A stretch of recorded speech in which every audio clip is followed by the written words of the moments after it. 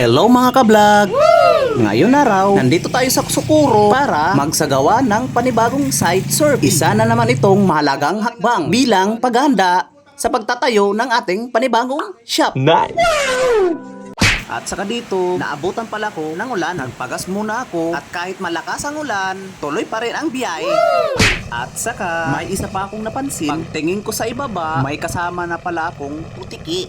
Ang nakakatuwa dahil di talaga siya bumitiw at nananatili siyang kasama ko hanggang sa makarating kami sa Tacloban. Isa iyon sa mga hindi ko inaasahang pangyayari sa biyahe na talagang nagpapangiti sa akin. 2 hours later. Welcome to San Juanico Bridge! Medyo maulan ang pagdating ko pero tuloy pa rin ang adventure.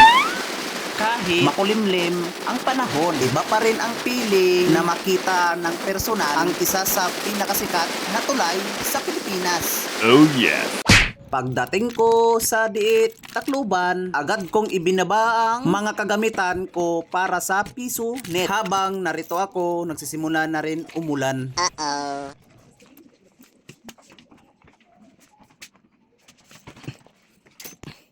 Dito guys, nakagawa na pala ako ng image. Ngayon, install ko ang GPU drivers para ready na tayo sa next step.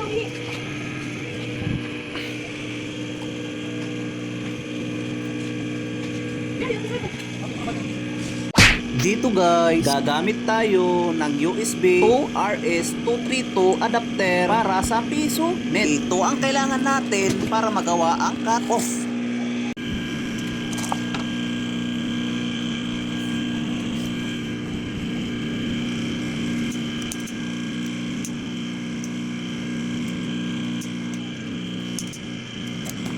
At saka dito guys, isisave ko na ang merge image dahil kompleto na at naka-install na ang lahat ng drivers.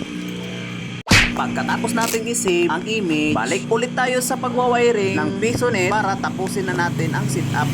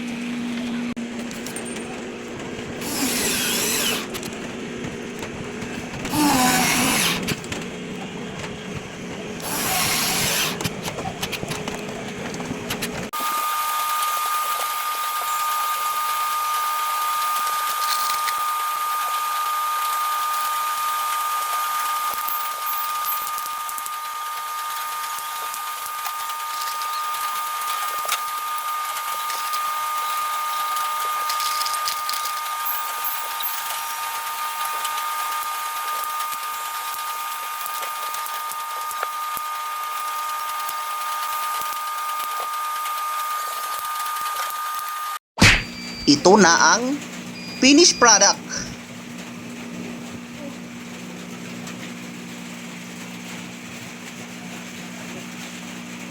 Medyo maulan pa rin dito pero nagpre-prepare na ako para sa pag-uwi.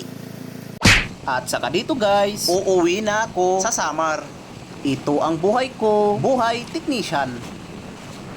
Kahit maulan, bumabagyo, o gaano man kalayo ang pupuntahan, susuungin ko. Hindi hadlang ang hirap at pagod dahil sa trabaho ko ito at responsibilidad ko ito. Basta may nangangailangan ng tulong, tutungo ako. Dahil ang tunay na technician, hindi sumusuko sa hamon, laging handang bumayahe, mag-ayos at tumulong. Oh yeah! At maliit man o malaki, ang kinikita ko, bawat piso ay may kwento ng pagod, pawis, tiyaga at sakripisyo. Wow! Huwag natin ikahiya ang maliit na simula. Ang mahalaga, patuloy kang lumalaban, nagtatrabaho at hindi sumusuko. Dahil balang araw, ang maliit na kinikita ngayon ay magiging bunga ng malaking tagumpay. Woo!